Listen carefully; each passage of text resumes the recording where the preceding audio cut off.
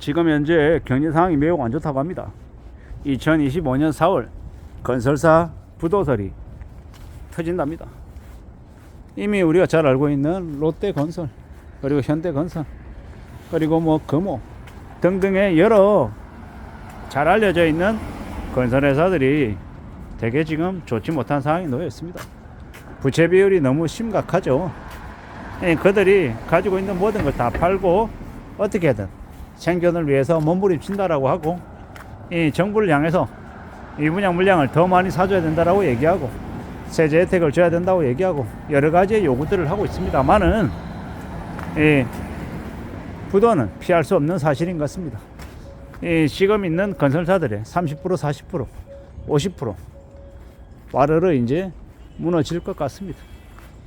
결국 이제 그렇게 되면 어떤 일들이 벌어지겠습니까? 할인 분양이 일어나고, 또 건설사 물량들 이제 짓는 것도 많이 줄어들고, 이제 그로 인한 이제 여러 가지 여파들이 벌어지겠죠. 근데 이미 예견된 사실이다라는 겁니다. 너무 과도하게 무리하게 쉬어댔고, 고분양가로 또 자기들끼리 잔치를 벌였습니다. 사실상 건설사들이 이미 이 수익을 다 빼돌려 놓고 지금에 와서 부도 내겠다라고 그냥 작전 세웠던 걸 실행하고 있는 뿐입니다. 그러면서도 마지막까지 호구를 만들어서 떠넘기려 하는 거고, 정부를 통해서 어떻게든 좀 돈을 더 챙기려고 하는 심산이다라고 저는 생각합니다. 결국 이렇게 될 수밖에 없는 일들을 계속해서 벌려왔다라는 겁니다. 문재인 정부 때도 되게 심했고, 그 이후에 윤석열 정부도 이어서 똑같이 이러한 이제 비정상적인 부동산 정책을 계속 펼쳐왔다라는 겁니다. 지금도 여전히 그러한 모습들을 계속 지속해 나가고 있다라고 봐야 됩니다. 근데 이런 폐악질들이 너무 심하다 보니까 사람들이 아예 비싸서 안 산다라는 겁니다. 빚내서 사라고 정부도 계속 부추기고 있는데, 아무리 부추겨 본들 소용이 없다라는 겁니다. 왜 소용이 없겠습니까? 너무 비싸니까. 어느 정도여야 하는데 분양가를 너무 비싸게 설정을 해놔서 도저히 아무도 못 살 정도가 되어버린 겁니다. 그리고 되게 우려스러운 건, 이 소비는 심리인데 지금 부동산을 사겠다라고 뛰어드는 사람들이 없다라는 겁니다. 왜겠냐라는 겁니다.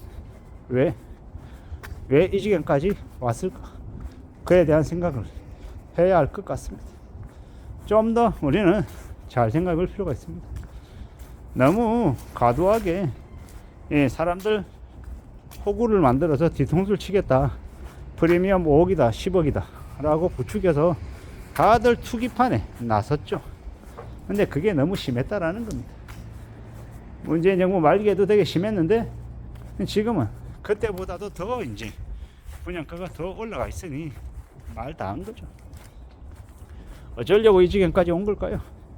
그냥 한 놈만 잡혀라, 한 놈한테 그냥 떠넘기면 된다, 세상은 넓고 호구는 많다, 이런 생각으로 계속 거짓거리를 해왔던 겁니다. 결국 이제 거품은 감당 못할 정도로 커졌고, 그 거품은 터질 수밖에 없다라는 겁니다. 그게 현실입니다.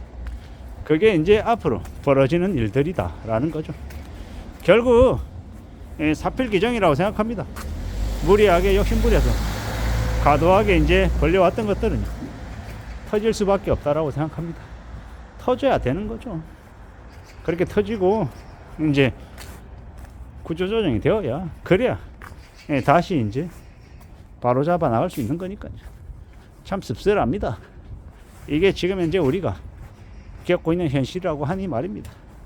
피할 수 없고 막을 수 없고, 결국 터지고야 말고 일어날 일은 벌어지고야 만다 라는 겁니다. 결국 이제 그로 인한 이제 충격 때문에 최소 100만 명 이상이 이제 신용불량자, 채무불이행자가 돼서 되게 이제 허덕이며 살게 된다라는 거죠. 이미 지금도 감당 못할 빚 때문에 힘들어하는 사람들이 많다라고 하는데, 이제 그러한 사람들의 이 몰락, 그리고 건설사의 몰락, 그게 이제 2025년 4월이 이제 위기설이고, 그 이후에는요 시간 간격을 두고 한국의 경제 전체에도 그 충격이 확산된다라고 합니다. 결국 그렇게 되면요, 새로운 정부가 들어서고 제일 먼저 맞닥뜨리게 되는 일이 한국 경제의 위기를 어떻게 이제 막아내느냐인 거죠. 그리고 이제 2025년 이 하반기 이제 시작하면서 더 큰 이제 엄청나게 많은 이제 문제들이 계속 기다리고 있을 것 같습니다. 어떻게 헤쳐나갈 수 있을까요? 과연 헤쳐나갈 길은 생기기는 할까요? 그런 우려, 그런 염려가 계속 있는 겁니다. 수월하지 않은데, 쉽지 않은데 과연 어떻게 흘러갈 수 있을까? 염려도, 걱정도, 고민도 계속 되는 겁니다. 결국 생각해 보건대 지금의 이 방만한, 이 무리하게 이끌어왔던 지금의 이 경제 여러 가지 것들이 우리를 많이 이제 변화시킬 것 같습니다.